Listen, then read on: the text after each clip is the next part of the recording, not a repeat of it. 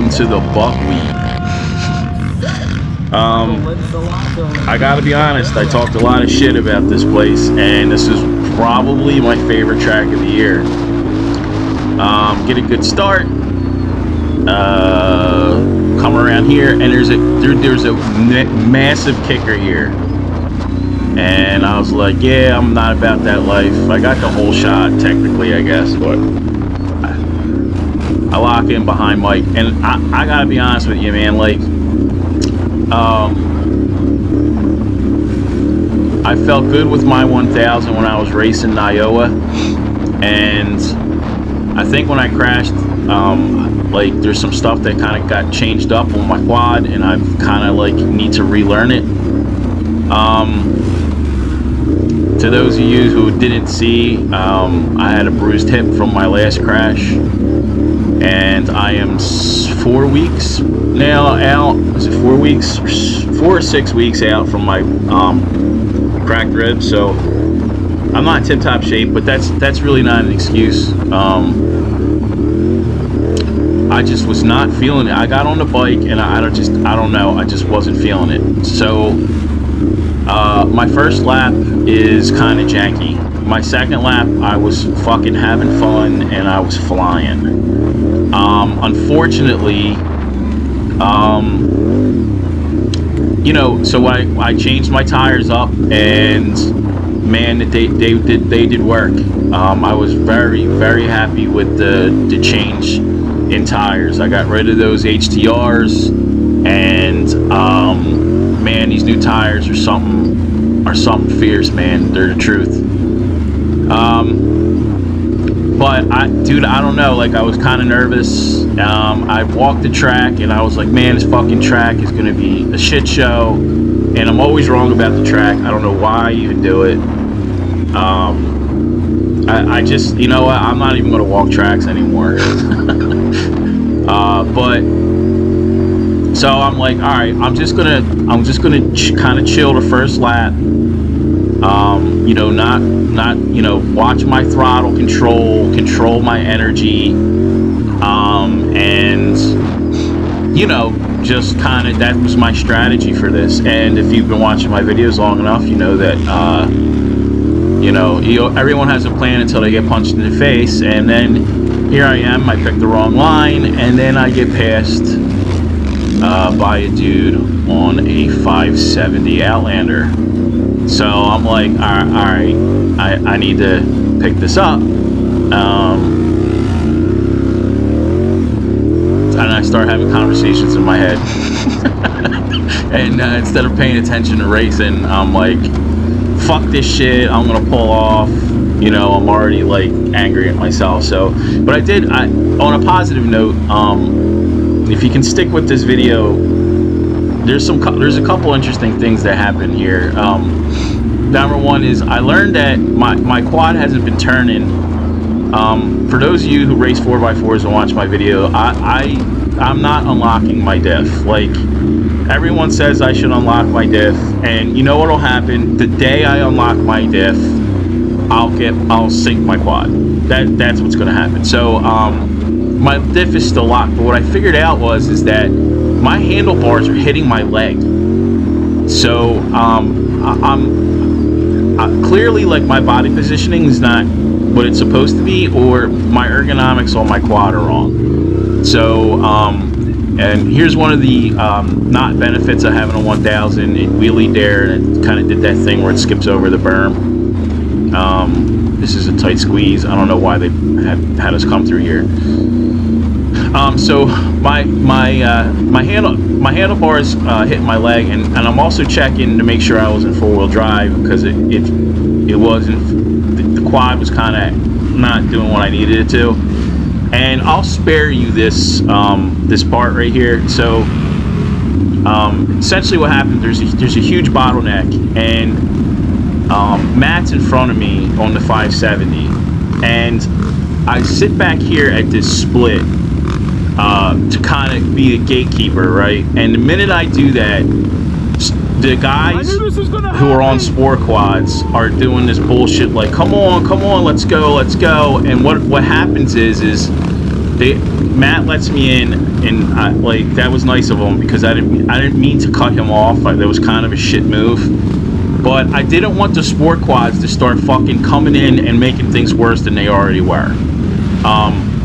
This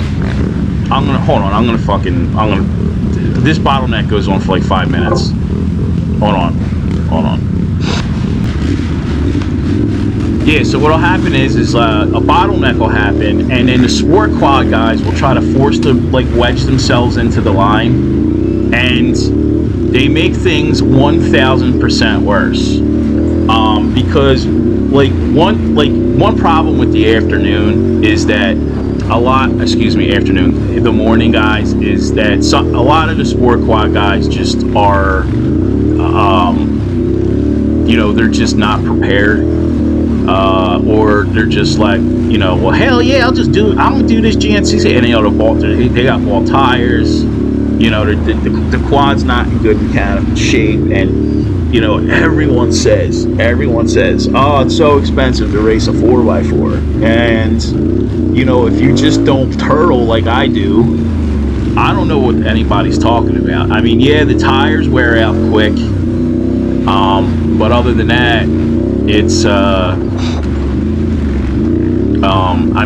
it's just I don't know. I don't see how it's more expensive. The initial cost up front might be more, but you can get out of sticky situations in XC racing. So I got Mike in front of me. I can still see him. I have a little bit of arm pump.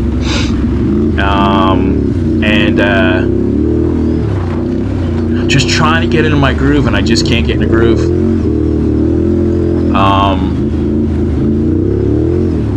There is a really good set of ruts that are put down. And I thought this track was going to be really rough. But I mean, it flowed, except for that part that we just got past. It flowed pretty good. And hindsight being 2020, I don't know if maybe I would have done better on my 850. But there's a lot of field sections. I'm kind of debating whether or not I want to like have this whole first lap on here.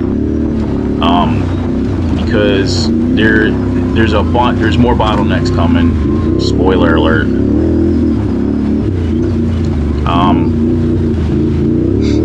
Yeah, I'll let this play for a minute, and then I'll get back into the oh, is this it right here? Oh yeah, here you go. All right. So listen, if you're gonna pass. Now you've slowed me down. I can't see Mike. And this is a problem with that girls class that's at the back, the C class for girls. If you're catching the front runners of 4x4C, you need to start asking yourself questions about whether or not you belong in a girls class and you're a C class rider. Because I am like, I've noticed this year there has been a lack of consideration with riders with pulling over. I don't know if it's just a problem for 2022 or just courtesy is going completely out the window. But the girls in that C class back there are aggressive riders, and they curse and they scream. And they do like really fucking aggressive shit, and it's getting irritating. And what's happened to me is I've let them past me, and they've caused problems for me later in the race.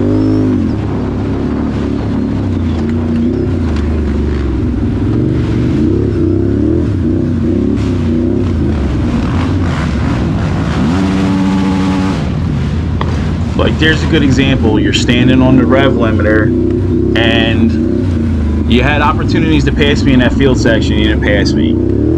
I don't know what to tell you. Like if you are, like, where did you want me to go in that situation, right? There's no, like, it's a steep downhill. You're standing on the rev limiter. You don't know what's in front of me. Now I point this person over, and then instead of them just going, they don't go, and then there you go, they make some sort of little comment. So, if you're a Billy Badass on a quad and you have an opportunity to pass, then you pass.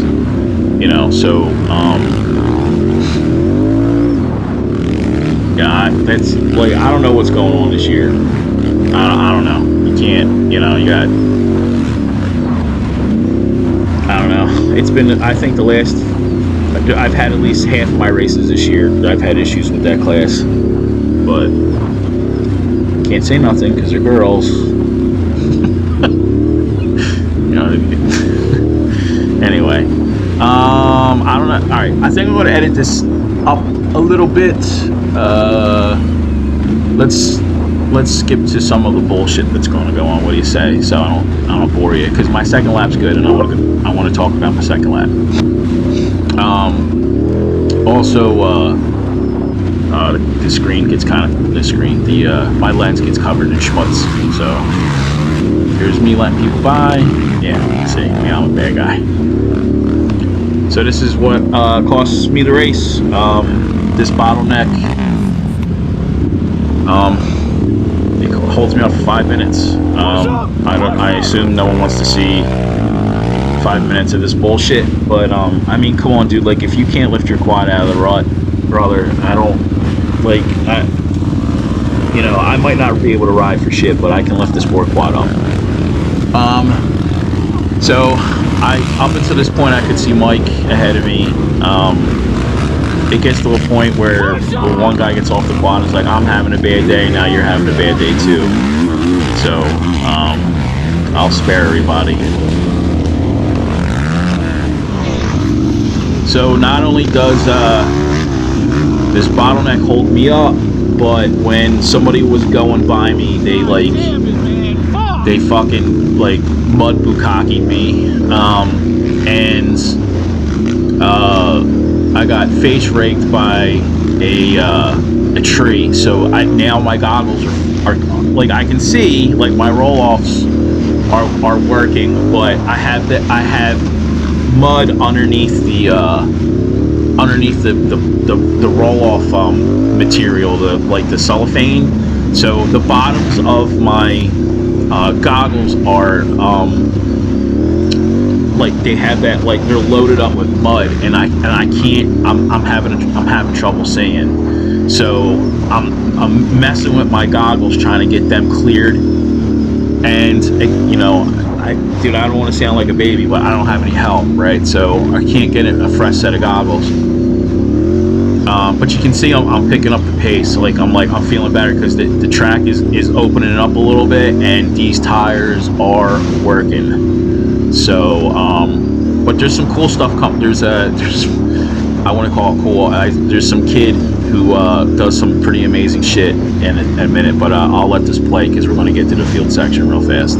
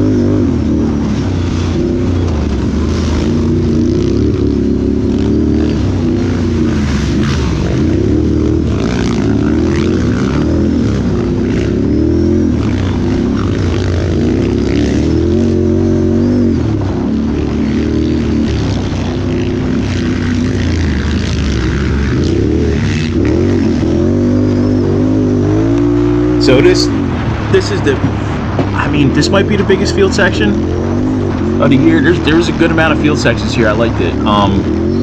It gives you a chance to recover a little bit. But there's a good example of like when people are like, how come you don't like ring it out as fast as you can go in the field sections? And you're about to see why. Especially on the first lap. Like I sometimes like I won't put my you know third or sometimes fourth lap on here. And I promise you I go faster in the field sections the later the race goes. But there's a blind jump right here, and later on I see a dude just completely send it off, which is crazy because it's just the first lap. And then there's this downhill right here. You could have gotten in trouble right there too.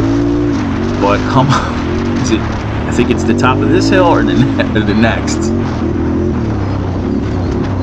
No, it's the next hill. It's the next hill. So I know the camera doesn't do it justice, but right there, boing, that is why I am a little cautious in the field section. Now watch this kid at the top. Watch, he goes straight over the hill.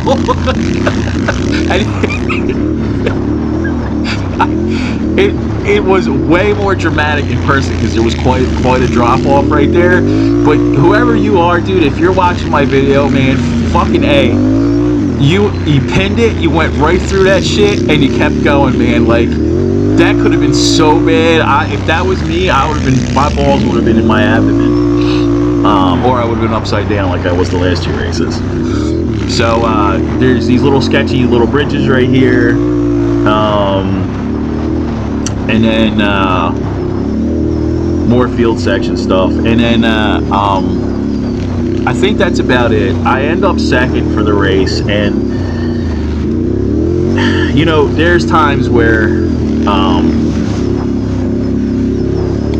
when I first started where I would have murdered somebody for like a fucking 10th place plaque. Now I get second and I'm angry because I'm not winning, like, but I'm not fast enough to go to B class. So it's rough. I don't know. It's demoralizing. I feel like I've regressed a little bit as the years went on, but I'm on a new quad, yada yada. So, you know, I just kind of got to be patient with yourself. And also, like, not to stir up controversy, but I feel like guys up north are faster than guys down south. Like, my overall was terrible, but I mean, everyone was cruising. Now, I don't know, maybe like southern dudes like northern dirt better or whatever, but I don't know, it seems like I slowed down and everyone's gotten faster. So I don't know. Like I said, my last race was kind of a low point for me. Kind of feeling sorry for myself, and I wasn't feeling it my first lap, but I pick it up. I pick it up the second lap. My second lap is actually quicker than the guy who won the race. I don't know, I guess something to make me feel better is I lost 5 minutes there.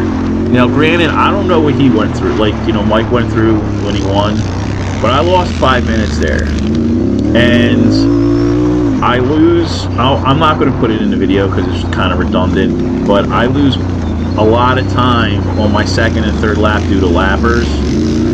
And on the third lap, or the last lap and third lap, a guy gets high centered, and it costs me probably a minute, and I finished a minute and a half behind Mike.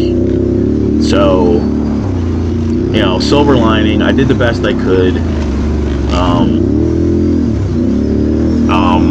And then right up here, I'll let it play. Like, I think I break my wheel. I don't, but it's bad. So I think that'll be it for the commentary. I might pop in a couple more times, and then I'll edit this video for brevity because my second lap's the fastest lap. If you want to see a quick lap around here, if you want to see what a second lap looks like in case you ever want to race here. I know that's why most people watch my videos, to get a little bit of intel on the track. So also, this is a good example why, you know, you don't let sport quads in front of you, because watch what happens to this guy with the flannel shirt on. So anyway, yeah, I might talk again, I might not. I'm doing this on the fly.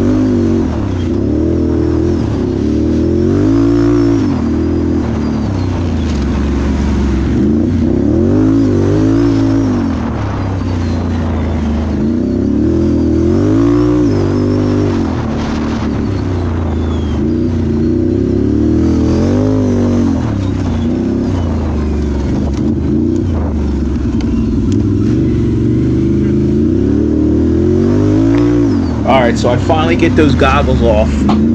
It was a cold day. If you look, I'm wearing different gloves. I'm wearing the 100% Brisker gloves. By the way, if you're one of the people who commented on my Facebook to get the Brisker, thank you. They're kind of awesome. Like, I wish I would have had these in the military. They're like a mechanic's glove, but better. The only thing is they cut into my thumb a little bit. I usually don't get blisters on my thumb. I got a nasty blister on my thumb from the glove. So, oh, did you see that? See that hit my wheel took? I thought I broke it. So, I got the goggles off, so I can see, but it's cold. It's like my eyes are watering up. It's just one thing after another. But yeah, this lap's pretty quick. A couple guys, kind of slow me down, but this is my fastest lap. So, and this will give you an idea if you ever race here what you'll be dealing with. If we race here again, I hope so, because man, that shit was fun. Also, God, the drive to West Virginia was absolutely beautiful. Like the colors changing and stuff. So if you like, West Virginia gets a bad rap, man, but god damn, is it beautiful. I mean, it's got to be one of the, I got stationed out in Washington State, Montana, and Colorado are some of the most beautiful states. But man, West Virginia and Pennsylvania, I'm from Philly, so of course I'm going to say Pennsylvania, but really gorgeous states. Just, I mean, look, like if you just take a minute to like look at the forest as we race through, it really is pretty. But anyway, I'll let this play. I'll add commentary again as we go, and then if any, I'll edit it out. There's one more big ass bottleneck coming. I'll edit out for brevity.